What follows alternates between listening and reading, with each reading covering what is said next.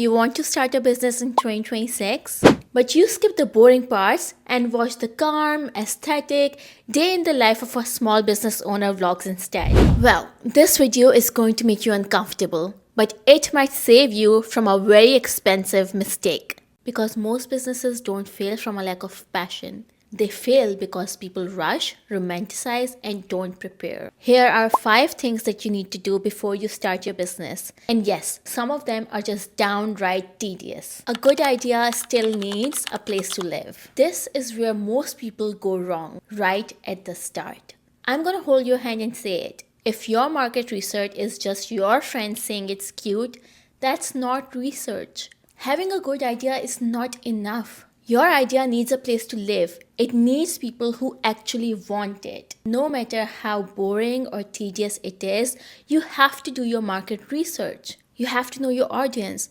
Who are you selling to? What's their age? Where do they like to hang out? What social media platforms are they using? Who are they hanging out with? What activities are they interested in? What's their lifestyle? You need answers to each of these questions and so many more. When I started, I went to a big market. I was a vendor and 30,000 people were expected to attend. I thought if I go to a big market, there are going to be so many people who are from different backgrounds and it's going to be a successful market. But I was wrong.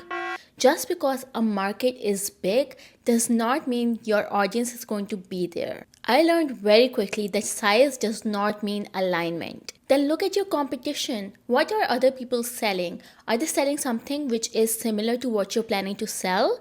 If so, what is your unique selling point? How do you stand out? Do your research on vendors. Where are you going to get your material from?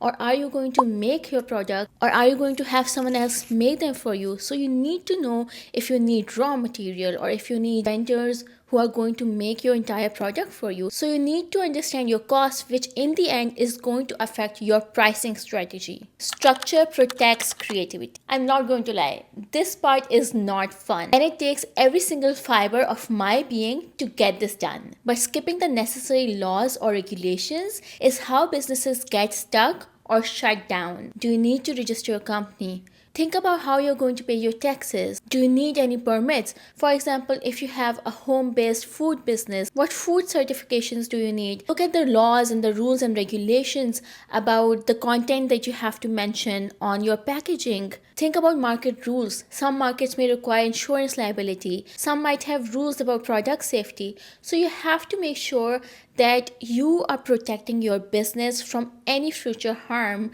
because if something goes wrong, you need to make sure that you are legally protected and people cannot sue you or you're not shut down by the authorities. Laws and rules change from one place to another, from city to city, state to state, country to country. So you have to make sure that wherever you're doing your business, you are protecting yourself and you're not doing anything illegal. Consider the name that you're using for your business. Are there any legal restrictions on it? Does it have any kind of copyrights on it? Is it patented? Not knowing the rules doesn't protect you from the consequences. Structure doesn't limit creativity, it protects it. Always remember that you cannot build freely if your foundation is shaky.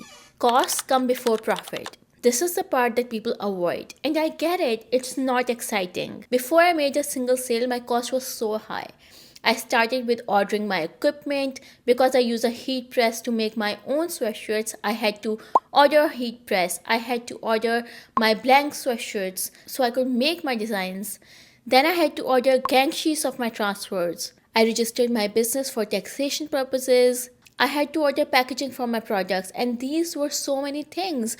Polymailers, stickers, tissue paper, and business cards, care cards. Then last year when I started my business, I did a huge market. 30,000 people were expected to attend. So I invested in my booth setup. These were shelves, racks, tablecloths, signage, so many things. These might look like small expenses, but they add up really quickly. I invested heavily upfront before fully understanding how long it will take to recover that money. Profit doesn't come first, costs do. Budget realistically and don't assume that revenue is going to cover all the costs immediately. If you don't respect your costs, your business will quietly drain you. Messy money equals to constant stress. This sounds boring until it's all you can think about trying to sleep at 3 in the morning. The first thing I did when I started my business was separate my personal and business accounts. I have a separate checking account and a credit card for my business. All expenses for my business are done on my credit card, and I use my checking account to receive payments. This makes it very easy to track my expenses, especially during taxation season. Since I have a separate credit card for my business, I can easily check what I have invested in it. Sometimes people also do e-transfers, especially at markets. Being able to easily track the inflow and outflow of money for my business is going to be so helpful when I do my taxes. Also, make sure that you're looking at your finances every month. Yes, every single month. When I was doing my markets, I signed up for Prime so I could have quick deliveries, and then I forgot about it. It charged my business credit card for months. Small leaks like these add up. Messy finances don't make you creative, they make you anxious. Clarity with money gives you peace of mind. Know exactly where your money is going. Test before you commit. This is where passion meets reality. Before I launched my business, I tested my products. I went to a small community vendor market and I only took my samples. There were a few things that I wanted to see. Is my product something that people would want to buy? Is my pricing strategy attracting people or driving them away? What is the feedback from my potential customers? And how can I incorporate it? Whatever am I planning and thinking for the future, is it feasible for me? So this helped me prepare for my business launch. Is this something that I can even do? Or is this something that I should just let go? That's not all that I did. I made samples of these crew necks and I wore them to different places. And there were some people who even came up to me to ask me where I got them from. This gave me perspective, exposure, and understanding of what my brand could be. After testing my products, there were also some changes that I made. I was initially getting my products made through a vendor, but they were costing me too much.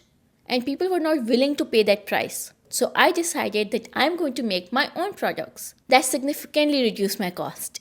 And then improved my pricing strategy. So make sure you're testing your product, your pricing strategy, your market, and your material. So test before you commit, always. If this video felt heavy, that's because business is heavy. You don't need to rush, you don't need to copy, you don't need to prove anything. Build something that can hold you, not something that burns you out. If you want honest conversations about building slowly and realistically, you're welcome here.